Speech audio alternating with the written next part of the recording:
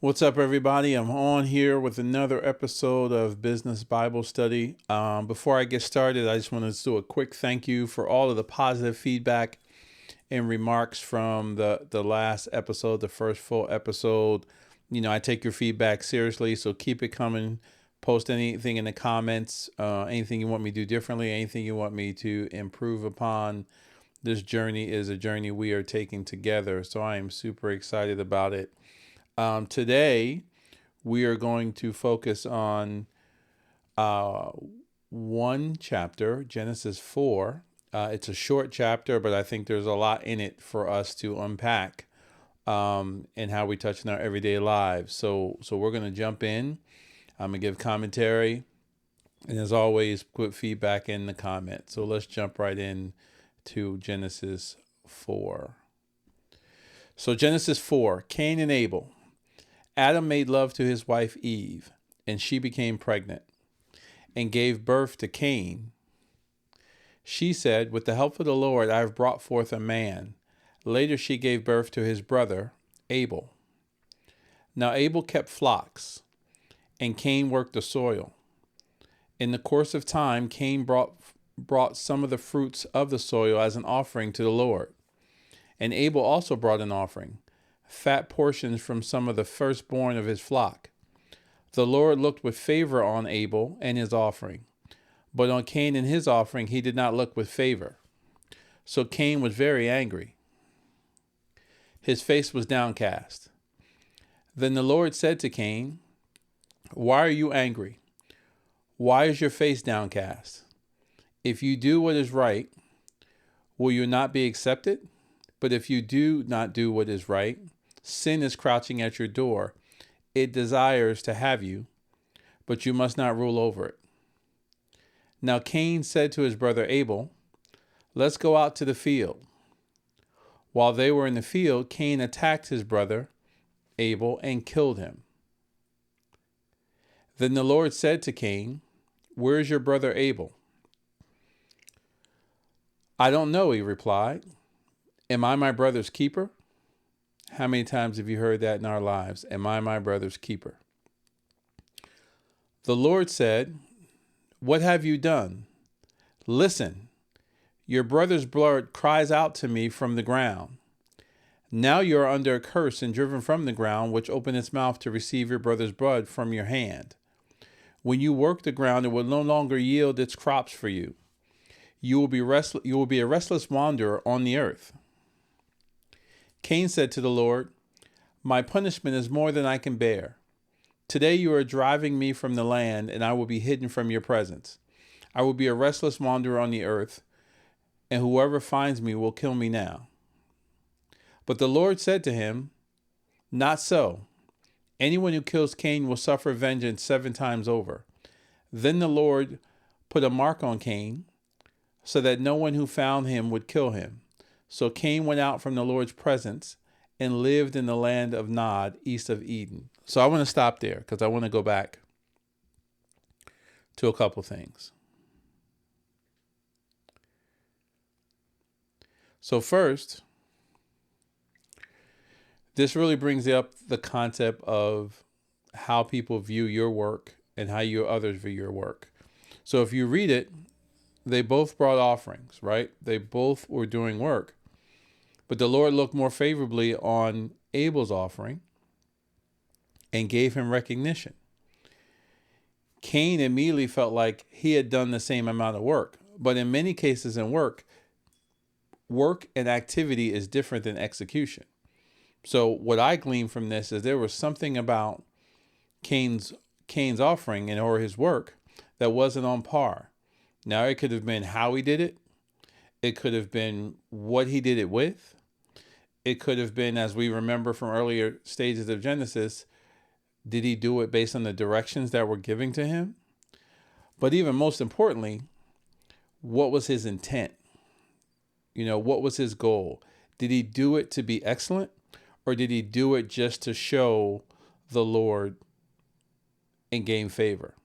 Now, that may seem small to you, but in a lot of cases in work and in how we do work, your intent of your work usually spills out into the result of your work. Many people do things just for the sake of moving ahead versus doing things to be excellent, doing things to execute for the good of the business. I've even seen this in many cases where people are just doing things to get promoted versus doing their best. And in many cases, sometimes that works for them. But in a lot of cases, it really doesn't produce the fruit that is needed to excel them into the business. And many of them react this way, the same way that Cain did, right? They do something with the wrong intent, and then they have an expectation that it's going to produce fruit. And then when it doesn't produce fruit, they don't take ownership that their intent was off. So when you go into something with the wrong intent, most times you're going to come out of it with the wrong outcome, and you're never going to take ownership of that negative intent. So if we keep going through this, the Lord even questions him. Why are you angry? He's basically saying, you know what you produced, and says to him, if you do what is right, will you not be accepted? So what do we get from that? That clearly whatever he did wasn't right. It wasn't good enough. So I can tell you as a manager, there's been many times that I've talked to someone about their work not being good enough. And they've kind of looked at me like, well, I did work. And they didn't understand that was activity, not execution. And in you can probably think of times if you hadn't done your best and you weren't exceeding and wonder why you didn't get promoted, wonder why you didn't move forward. But did you really call yourself in the question of, did you do your best work? Did you execute with the right intent? My assumption is that he didn't, and he didn't want to take ownership for it. Now, here's where it gets crazy, right? Here's where it gets crazy, because once you are told and given that feedback, how do you respond to it? Well, in many cases, if your intent is off and your execution is off, then your ability to reflect and do comparison objectively is off. So Cain took it to a whole nother level. He basically said that if I'm not getting shine, no one's getting shine, and took his brother into the field and killed him. So in my opinion, Cain was the very first hater. He hated on his brother's shine. He hated on his brother's work. So much so that he was like, if I'm not getting shine, you're not getting shine. And I bring that up to you because you need to ask yourself, has there been time when you've hated on someone's work as opposed to realizing you need to do better? Has there been some times you've gotten in the way of someone getting their best so that you could get that shine? And when you didn't get that shine, did you look negatively on them? Anyone who has ever excelled in life has had haters. So now you're seeing the origin of the first hater, someone who didn't do good enough, wasn't happy with their results, and hated on your success. And I'm here to tell you now that as you grow in business and as you move up, you will always have haters. And most of the time they're hating on themselves more than they hate on you, but they manifest it on you because they don't want to be honest with themselves. Cain took it to the extreme level, but many people in your life will take it to extreme levels to get in the way of you being successful. So you have to understand that.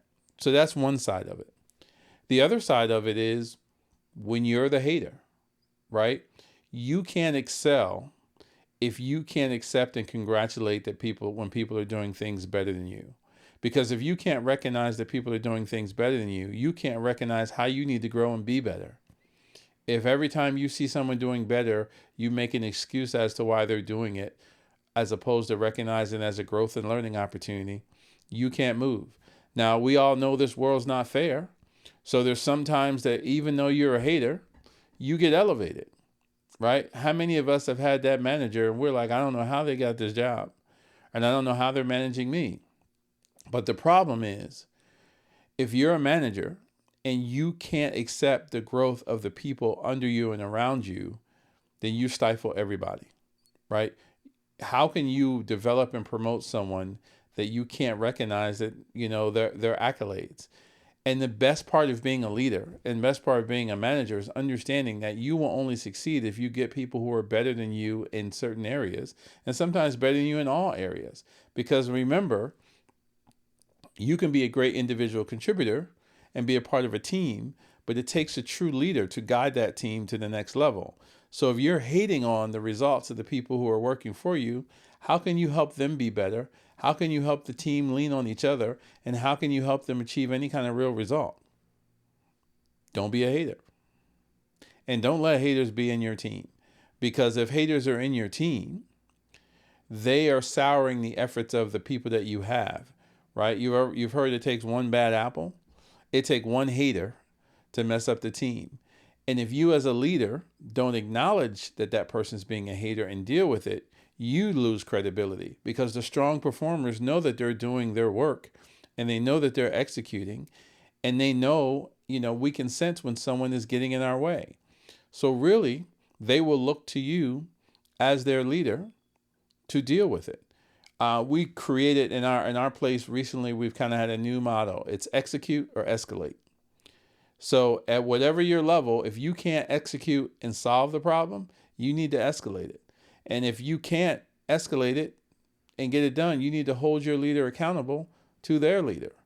Because at the end of the day, if we don't communicate when people are holding things back, then we will never exceed the level of where we are right now and achieve our significant goals. So to me, the lessons from this, from a leadership perspective, is you always got to try and identify the haters. And most importantly, you got to look in the mirror and make sure you're not one. So let's keep going.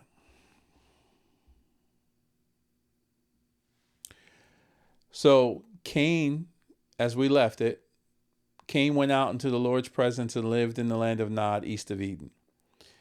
So verse 17, Cain made love to his wife and became pregnant, and she became pregnant and gave birth to Enoch. Cain was then building a city, and he named it after his son Enoch. To Enoch was born Irad, and Irad was the father of Muhail. Now I looked this up, I might have still messed it up.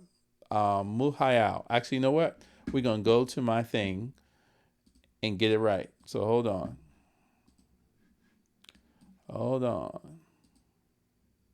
Name, as well as how to say more confusing biblical names that many mispronounce, so make sure to stay tuned to the channel. Son of Enoch, Mehujael. Mehujael. I'm not messing around with this. I'm fine to let you know that I got to look it up. Mehujael was the father of, y'all think I'm playing games. Here we go. Father of Metushael. And Metushael was the father of Lamech. Lamech married two women, one named Adah and the other named Zillah. Adah gave birth to Jabal. He was the father of those who live in tents and raise livestock. His brother's name was Jabal. He was the father of all who played string instruments and pipes. Zillah had a son, Tubal Cain, who forged all kinds of tools out of bronze and iron. Tubal Cain's sister was Naamah. Lamech said to his wives, Adah and Zillah, listen to me. Wives of Lamech, hear my words. I have killed a man for wounding me, a young man for injuring me. If Cain is avenged 7 times, then Lamech 77 times. So here's another thing that jumps out to it. He started with a mistake, Cain killing his brother.